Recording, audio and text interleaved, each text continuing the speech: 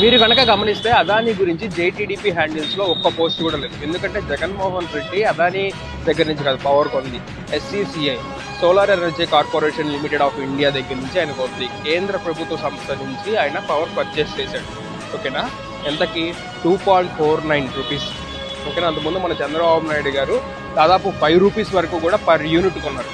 మరి జగన్మోహన్ రెడ్డి టైంలో current bill ఎందుకు పెరిగింది అని చెప్పి మీకు అనుమానం రావచ్చు. 86,000 కోట్ల వరకు అప్పులు పెట్టారు. ఓకేనా, ఎప్పటి నుంచి 2014 నుంచి అప్పులు పెడితే వాటిని తీర్చడానికి కోసం ఆ అప్పులు 36,000 కోట్ల వరకు జగన్మోహన్ రెడ్డి గారు తీసుకొచ్చారు. 86,000 కోట్లు ఉన్న అప్పు 36,000 కోట్లు తీసుకొచ్చారు. ఓకేనా, అందుకని చెప్పేసి ఆయన 5 సార్లు కరెంట్ ఛార్జెస్ పెంచినా కానీ 50 పైసలు కూడా పెంచారు. ఇప్పుడు కూటమి ప్రభుత్వం అధికారంలోకి వచ్చిందో లేదో ఇప్పుడు దాదాపు ₹1.5 వరకు పెంచుతున్నట్టు వస్తున్నాయి. ₹1.5 వరకు ప్రజాశక్తి పేపర్లో చూసిన డేటా అది. నేను మరి చూడండి